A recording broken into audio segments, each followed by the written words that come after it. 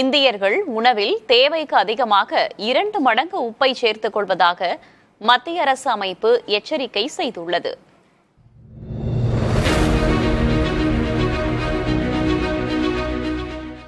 மத்திய சுகாதாரத்துறையின் ஒரு அங்கமான இந்திய மருத்துவ ஆராய்ச்சி கவுன்சில் உணவில் உப்பு அதிகம் சேர்த்துக் கொள்வது உயர் இரத்த அழுத்தம், பக்கவாதம், இதய நோய்கள், சிறுநீரக கோளாறுகளுக்கு வழிவகுக்கும் என தெரிவித்துள்ளது. ஒருவர் தினசரி 5 கிராம் உப்பை மட்டுமே எடுத்துக்கொள்ள வேண்டும் என்றும், ஆனால் இந்தியாவில் இது 9.2 கிராமாக உள்ளதாகவும் அந்த கவுன்சில் தெரிவித்துள்ளது. இந்த பிரச்சனைகளுக்கு தீர்வு காண இந்திய மருத்துவ ஆராய்ச்சி கவுன்சிலும் தேசிய தொற்று நோயியல் மையமும் இணைந்து தேசிய அளவிலான ஆய்வை மேற்கொண்டுள்ளன. குறைந்த சோடியம் கொண்ட உப்புகள் விற்கப்படும் கடைகள் குறைவாகவே இருப்பது சென்னையில் நடத்தப்பட்ட ஆய்வில் தெரிய வந்துள்ளது என தேசிய தொற்று நோயியல் மையத்தின் மருத்துவர் ஷரண் முரளி தெரிவித்துள்ளார். எனினும் சாதாரண சோடியம் உப்பை விட குறைந்த சோடியம் உப்பின் விலை 2 மடங்கு அதிகம் இருப்பதும் அவற்றிற்கு வரவேற்பு இல்லாததற்கு காரணம் என அவர் கூறினார். சோடியம் குளோரைடை சமையல் உப்பாக பயன்படுத்துவதற்கு பதில் பொட்டாசியம் அல்லது மெக்னீசியம் சால்ட்டை பயன்படுத்தினால் பாதிப்புகள் குறையும் எனவும் அவர் தெரிவித்தார். இனிவரும் செய்திகளை அடுத்தடுத்து பார்க்கலாம். கம்போடியாவில் சர்வாதிகாரி போல் பாட் ஆட்சி காலத்தில் மக்கள் சித்திரவதை செய்யப்பட்ட இடம் யுனெஸ்கோ நினைவு சின்னங்கள் பட்டியலில் சேர்க்கப்பட்டுள்ளது. இது தொடர்பான நிகழ்வு கம்போடியா அரசாங்கத்தால் முன்னெடுக்கப்பட்டது. பலர் முரசறைந்து மகிழ்ந்தனர்.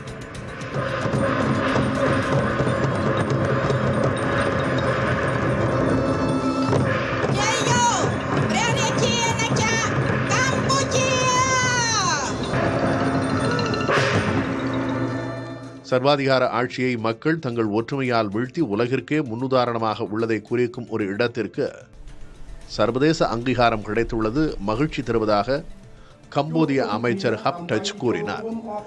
1975 ஆண்டு முதல் 1979 ஆண்டு வரை கம்போடியாவை ஆட்சி புரிந்த சர்வாதிகாரி போல் பாட் சுமார் 20 லட்சம் பேரை கொன்று குவித்தார். இனப்படுகொலையின் அடையாளமாக அமைக்கப்பட்டுள்ள அருங்காட்சியகத்திற்குத்தான் யுனெஸ்கோ அங்கீகாரம் வழங்கப்பட்டுள்ளது. சென்னை கடற்பகுதிகளில் நடந்து வந்த இந்தியா ஜப்பான் கூட்டு பயிற்சி நிறைவடைந்ததை அடுத்து ஜப்பான் கப்பல் புறப்பட்டுச் சென்றது. ஜப்பான் நாட்டு கடலோர காவல் படையின் இட்சுகுஷிமா என்ற கப்பல் கடந்த 7ஆம் தேதி சென்னை துறைமுகத்தை வந்தடைந்தது. இதனைத் தொடர்ந்து இந்திய கடலோர காவல் படையினருடன் சேர்ந்து ஜப்பான் வீரர்கள் கூட்டு பயிற்சியில் ஈடுபட்டனர்.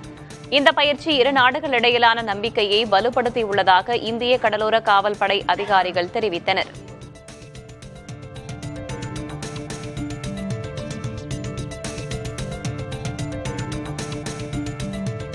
ஒடிஷாவில் உள்ள பூரி ஜெகநாதர் கோவில் சடங்கு நடைமுறைகளுக்கு காப்புரிமை பெறப்பட உள்ளது.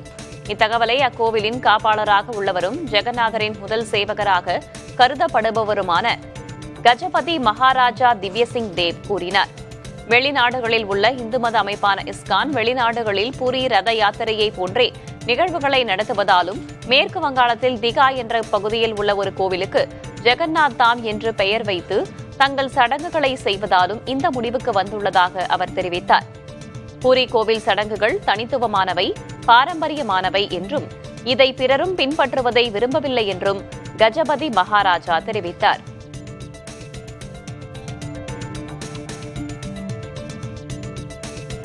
சபரிமலை ஐயப்பன் கோவிலில் புதிய நவகிரக கோவில் பிரதிஷ்டை விமர்சையாக நடைபெற்றது.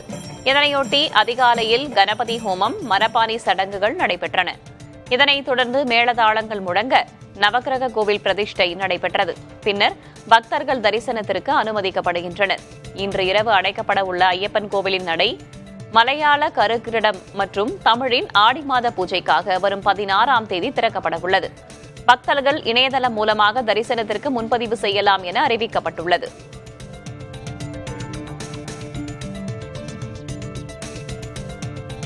மலேசிய தலைநகர் கோலாலம்பூரில் காணப்படும் தூய்மை குறித்து சிலாகித்தும் இந்திய நகரங்கள் அதுபோல இருக்காதது ஏன் என்றும் ரெட்டிட் சமூக தளத்தில் ஒருவர் இட்டிருக்கும் பதிவு பேசுபொருளாகி உள்ளது. கோலாலம்பூர் சாலைகள் மிக நேர்த்தியாக திட்டமிட்டு அமைக்கப்பட்டிருப்பதாகவும் அங்கு காற்றும் தூய்மையாக உள்ளதாகவும் மக்கள் நாகரீகமாக நடந்து கொள்வதாகவும் அவர் தெரிவித்துள்ளார். இந்தியர்களாகிய நாமோ சினிமா நட்சத்திரங்களை ஆராதிப்பது, IPL வெற்றிகளுக்காக மகிழ்வது போன்ற சிறு விஷயங்களில் திளைத்திருக்கிறோம் என்று அவர் பதிவிட்டுள்ளார். இப்பதிவுக்கு ஆதரவாகவும் எதிராகவும் கருத்துகள் குவிந்து வருகின்றன.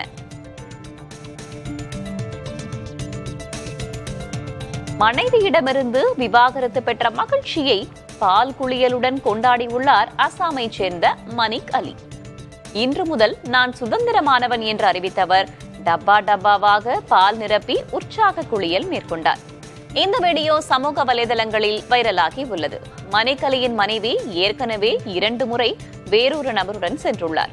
குடும்ப அமைதிக்காக பொறுமை காத்து வந்ததாகவும் இப்போது அதிகாரப்பூர்வமாக விவாகரத்து பெற்றுவிட்டதாகவும் இதனால் இன்றைய தினம் தனக்கு சுதந்திர நாள் என்றும் மணிக் அலி கூறியுள்ளார்.